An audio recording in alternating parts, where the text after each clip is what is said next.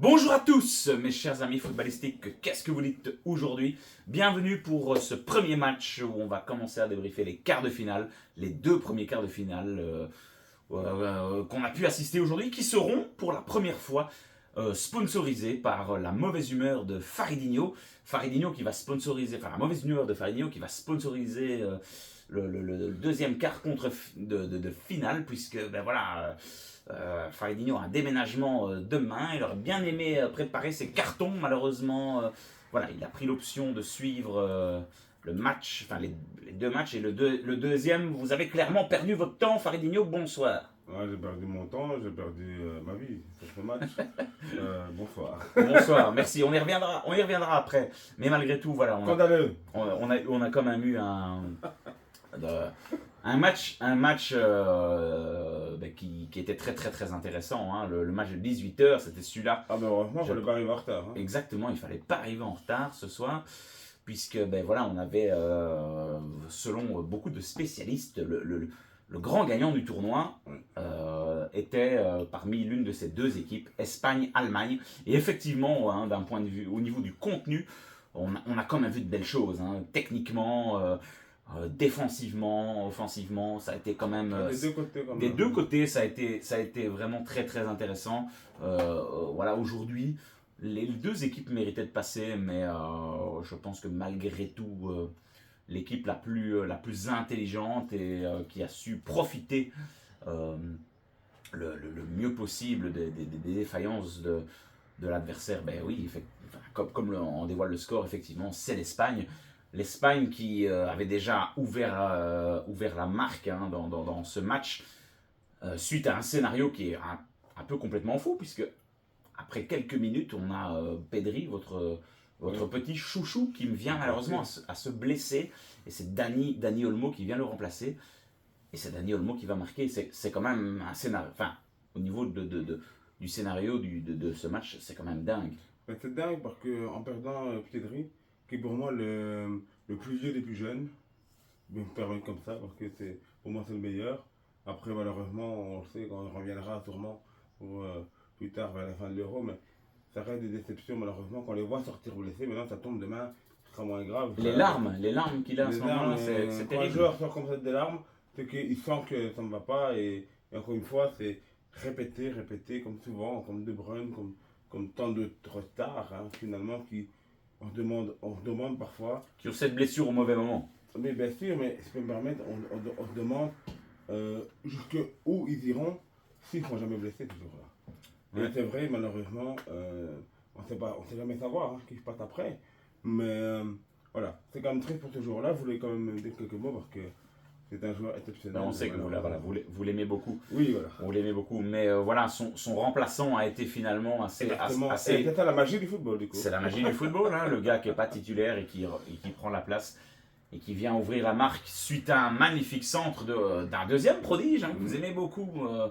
Ce gamin de 16 ans, Lamine Yamal, génération, hein, oui, qui vient adresser un centre magnifique. Hein, et Dani Olmo qui vient placer pour tromper ce grand gardien qui est Manuel Neuer. Oui, c'est superbe. Et là, on se dit que c'est terminé, que l'Allemagne ne pourra jamais revenir dans ce match-là, même si, voilà, ils vont commencer à pousser, hein, nos amis allemands. Et avec la montée notamment de Füllkrug, hein, qui aura fait quand même sensation dans cet Euro. Et un peu de fraîcheur. Hein. Un peu de fraîcheur, mais surtout de Florian Wirtz. Ouais. Florian Wirtz qui va venir en toute fin de match sur une reprise, qui fait un rebond, qui vient toucher le poteau et qui trompe Monsieur Simon et qui vient égaliser à toute fin. C'est dire pour les Espagnols. Et là, on se dit que tout est relancé. Exactement, tout est relancé. Et là, on a tendance à jouer au football hein, tout le match. Et ça, c'était sympa à voir. Après, on connaît la mentalité des deux équipes. L'Espagne est venue avec son jeu et l'Allemagne est là pour gagner. Après, chapeau qu'ils ont fait face à l'Allemagne chez eux, encore une fois, devant leur public, malheureusement, mais ils se sont battus jusqu'au bout. Ils se sont battus jusqu'au bout, et puis c'est dans les prolongations que Merino, enfin, c'est quand même exceptionnel, qui vient planter le but, le crucifix, le clou Euh, Et il y a deux. Merino, je crois que c'est Villarreal, hein, je Ouais. pense, si je ne dis pas de bêtises, qui vient clouer cette équipe de la Mannschaft et qui va finalement mettre un terme non seulement à la participation de la Mannschaft à la maison, mais surtout à une légende exceptionnelle qui est Tony Kroos, Ouais, c'est vrai. qui, voilà, on aura assisté ce soir, normalement, au dernier match de Tony Kroos. Mais on dit Tony Kroos, c'est beaucoup de respect. Et oui, c'est vrai. On voit qu'on en a beaucoup parlé cette saison ensemble. Hein. Enfin, qu'on en parle souvent de Real. Et bien sûr, il y a peu de joueurs que j'apprécie beaucoup au Real. Kroos en fait partie de mon top 5. Mais ce que je veux dire aussi, c'est que c'est important aussi parce qu'il y a quand même encore quelques joueurs d'expérience qui feront peut-être pas là dans 2 ans. Gundogan, Neuer aussi, hein, qui est des gens âgés. On dit Kroos parce que c'est vraiment le mec qui va arrêter ta carrière, mais sans oublier que les autres, on va voir s'ils seront là dans 2 ans. Hein. Ouais. Ou dans 4 ans, c'est encore moins, mais dans 2 ans, on va voir s'ils seront encore frais et chauds pour revenir. Mais je pense que l'Allemagne doit rajeunir un petit peu encore plus. Et ça arrive un peu doucement Avec Vers, avec Moussiala, très Mouchala. intéressant. Je cherchais son nom, Mouchala. Donc, franchement, Très bon. je sais qu'il y avait beaucoup d'espoir. Hein. Cette équipe est allemande, pardon. Et voilà, après, on retourne comme en 2006, hein, finalement, où maintenant après, tu as une défaite chez toi, finalement. Comme C'est la Coupe vrai. du Monde 2006. vous avez L'anecdote est très intéressante, Ouais. Faridinho. Merci beaucoup pour ce petit. Ouais. On se souvient, oui, en 2006, c'est la Coupe du Monde en Allemagne. Allemagne. Et l'Allemagne qui se heurtait face à Voilà. l'Italie en demi-finale. Mais après, l'Allemagne est sortie le Brésil. Et quelques années après, c'est au Brésil. Et bon, voilà. Voilà. L'histoire se répète. Mais hein. l'Espagne, voilà, grosse performance de l'Espagne. Et voilà, pour pas non plus traîner Merci. l'histoire pendant une heure. Non.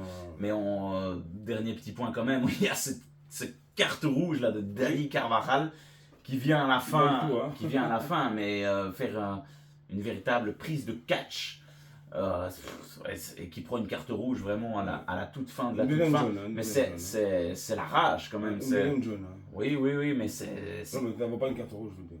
c'est quand même Ouais. incroyable. Ah oui, Incroyable. bien sûr. Et Carvajal sera suspendu en demi-finale. Oui, Donc oui. ça reste quand même un leader, mais voilà, on voit vraiment que sur cette dernière action, qui pouvait être pertinente pour l'Allemagne, voilà, Carvajal n'a pas hésité un seul instant pour aller découper l'attaquant allemand. Donc voilà, félicitations déjà dans un premier temps à l'Espagne et l'Allemagne aussi, hein, je pense que c'est à dire. C'était une très belle confrontation d'un point de vue technique, beaucoup plus intéressante que ce que nous avons eu la chance de suivre à partir du match suivant qui opposait bien sûr nos amis portugais et nos amis français qu'on a bien connus forcément il y a quelques jours, on s'en souvient. Dans notre débrief un petit peu dur, un petit peu houleux, où voilà, on était un petit peu partagé sur la prestation de nos Belges. Et on retrouve nos adversaires. On est d'accord sur les Français. Hein. On retrouve nos adversaires de toujours, la France, qui ce soir va encore une fois Encore s'en sortir. Parfait. C'est exceptionnel. Non, mais moi je. Ouais, mais cette France-là se retrouve en demi-finale avec 2 buts contre son camp et un pénalty d'Mbappé. Ce sont les 3 buts qu'ils ont marqués actuellement dans l'Euro. C'est complètement dingue. C'est complètement dingue parce que c'est devenu ce genre d'équipe qui, quand ils sont partis d'un tournoi, mais ils y arrivent quoi. Et là ils sont bien partis en tout cas, je ne pense pas qu'ils passeront ici cette fois-ci, mais ils sont encore déjà dans le dernier carré.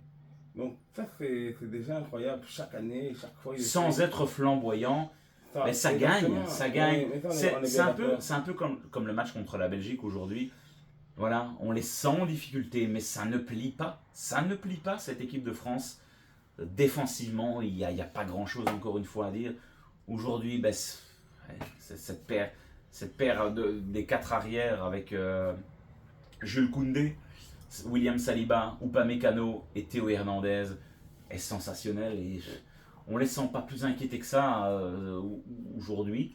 Il n'y a pas eu grosses occasions à se mettre sous la dent, si ce n'est quand même une grosse occasion de Ronaldo, on y reviendra après. Mais ouais, un Mike Maignan qui dégage encore une fois beaucoup de sérénité, un milieu de terrain avec N'Golo Kanté qui est exceptionnel. Voilà, j'ai l'impression qu'à finalement à tous les matchs on redit la même chose. Et devant, c'est malheureusement pas bon. C'est pas bon, on n'arrive pas à être efficace. Alors il y a des tentatives de loin, mais c'est vachement timide. Ouais, c'est incroyable hein, quand on voit ça. Alors au niveau d'Mbappé, ben, est-ce que vraiment le masque a peut-être une influence hein, sur sa vision du jeu. On sait que beaucoup de joueurs masqués ont eu quelques difficultés à s'adapter. Mais voilà, je ne sais pas ce que vous pensez de ce duo d'attaque Mbappé-Kolo Muani aujourd'hui, mais c'est quand même pas satisfaisant. Non, mais après, je pense que Mbappé part d'office dans un rôle libre, hein, je pense. Derrière Colomani, devant, ou à gauche ou à droite. Le jeu d'Mbappé, il est libre. Hein, je pense que c'est le joueur le plus libre de l'équipe. Sans doubler Kanté. Mais voilà, pour moi, il ne m'impressionne pas cette année. Ça, c'est clair, Mbappé, c'est un collectif qu'ils ont la France, malgré tout. Le collectif est impressionnant, moi. Malgré ça. tout, allez, Ça. il faut être honnête, c'est pas chouette à regarder. Franchement, c'est pas chouette à regarder. regarder. Mais on va dire Ça que. me rappelle un peu. Mais cette unité défensive que propose la France, Oui. ça reste quand même impressionnant. On peut pas non plus tout. On peut pas cracher non plus sur tout ce que cette équipe de France là donne. Moi, je trouve qu'il y a. Voilà. On a l'impression de retrouver la squadra d'il y a 20 ans. Une équipe défensive qui sait profiter des moments pertinents. Et même quand ça va pas, ben, comme aujourd'hui, on va jusqu'au penalty. Et dans les penalties, ça ne flanche pas. Jusqu'à présent, ben, oui, tous les changements et tous les choix de Didier Deschamps sont payants. Il l'a dit, moi je suis pas là pour vous donner du spectacle, les amis. Si vous voulez du spectacle, allez voir un bon film. Moi je suis pas là pour vous donner du spectacle. Moi je suis là pour gagner. Et jusqu'à présent, que dire à Didier Deschamps? Tellement critiqué dans beaucoup de médias français. Mais Didier Deschamps, les gars, se retrouve dans le dernier carré, en demi-finale, face à l'Espagne. Et là, tout reste ouvert. On peut dire ce qu'on veut, mais tout reste ouvert face à une équipe d'Espagne. Oui, ça va être bougrement intéressant. Quand même quelques mots sur le Portugal, Faridinho. Oui, quelques mots. Bon, la dernière de Ronaldo, je pense qu'on va le répéter assez. Qu'est-ce que vous avez pensé de la prestation de Ronaldo aujourd'hui? Mais vraiment, j'étais dans une prestation où je suis pas là pour juger. Moi, même s'il fait pas grand-chose finalement de son match, mais qui joue quasi, je pense, 120 minutes. Est-ce que Ronaldo aurait dû sortir? Non, parce qu'il a tenu jusqu'au bout, il était là. Il a tiré son penalty. Et... Enfin, il n'a pas fait d'erreur, il a raté une occasion. Vous voulez que je veux dire, c'est que, allez, à ton âge, c'est Ronaldo, moi je ne l'aurais pas sorti, je l'aurais gardé jusqu'au bout. Allez, j'ai quand même entendu beaucoup de gens dire qu'il bénéficie d'un statut.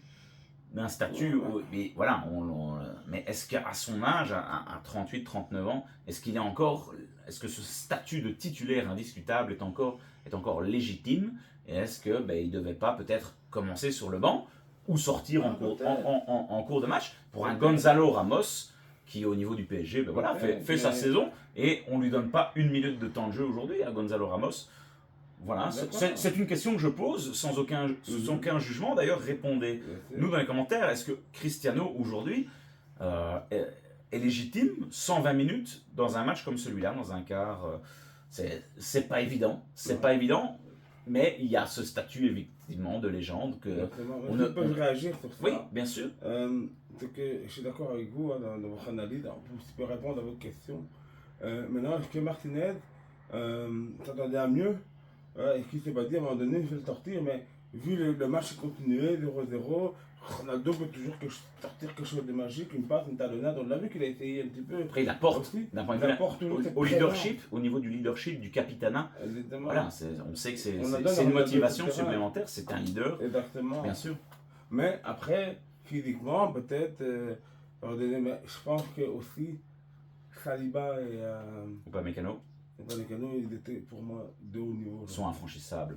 Aujourd'hui. Moi j'ai l'impression de revoir Varane et Umtiti en 2018, on peut dire ce qu'on veut, mais Bonucci c'est trop et fort. Chiellini, Ils sont il y a 3 incroyables. ans aussi. Ah, ouais, non, bien sûr. Non, franchement, Quand ils sont partis pas comme grand ça, chose à dire Après, voilà. à ce niveau-là. Après, on a toujours un petit peu de rancœur, voilà. Mais je pense que, voilà. Après, par moment, le Portugal aurait pu. Et Deschamps qui fait quand même, il faut aussi le mentionner, qui fait sortir Mbappé Ouais. à la mi-temps de la prolongation pour faire rentrer C'était une demande de Monsieur Mbappé. Hein. Barcola. Oui, il avait l'air cuit. Et puis, Barcola, ça fait plaisir de le voir, hein, c'est un petit jeune C'est un peu le même style. qui percute. Et Dembélé aussi qui est bien monté. Je trouve que Je suis content de le revoir comme ça. Barcola, Dembélé sur le le peu de temps qu'ils ont eu ont quand même apporté un petit peu de percussion. Voilà, c'était malgré tout assez intéressant. Voilà, à côté de ça, bon, c'était pas dans le contenu, franchement. Oui. À un moment, on a tellement de matchs, finalement. Oui, mais allez, dans le contenu de ce match, à un moment, je vous l'ai dit en regardant, je dis mais purée. Franchement, les gars, est-ce qu'on n'aurait pas pu commencer directement par la séance de penalty? Ça nous aurait évité 90 minutes de souffrance. Enfin, je suis désolé, mais c'est encore une fois pas exceptionnel ce soir. On finit encore sur un 0-0. Après, voilà. Je sais, on a bien compris le message. Les deux équipes sont là pour gagner. Mais au niveau du spectacle, ça reste pauvre aujourd'hui. Ça reste pauvre.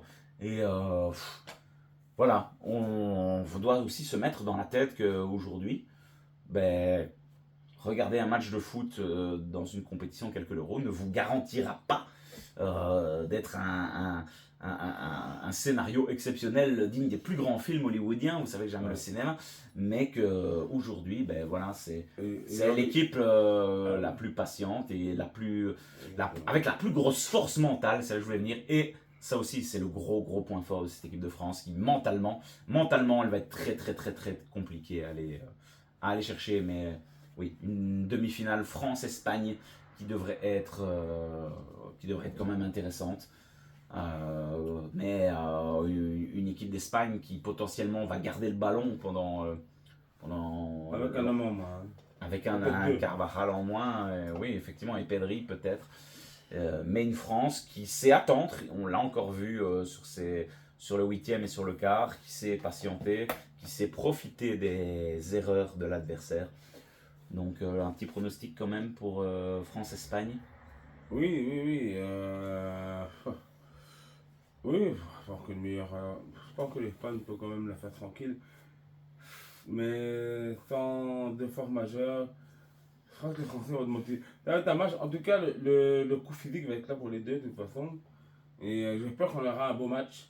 Mais l'Espagne peut lancer un match en fait, comme ils peuvent le ralentir.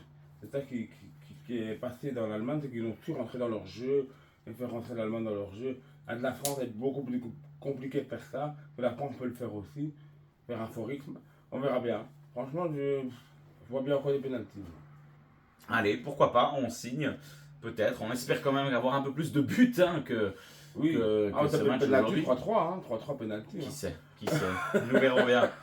Voilà, je te propose d'en rester là et de te laisser tranquille pour ce soir et de te laisser préparer tes cartons pour ton déménagement. On souhaite une grosse force à Farinho pour cette future journée qui devrait être exceptionnelle pour toi en intensité. Et voilà, merci d'avoir fait une petite pause dans tes préparations pour malgré tout débriefer ces deux premiers quarts de finale. C'est parce que je suis bien payé. Hein. Voilà, exactement.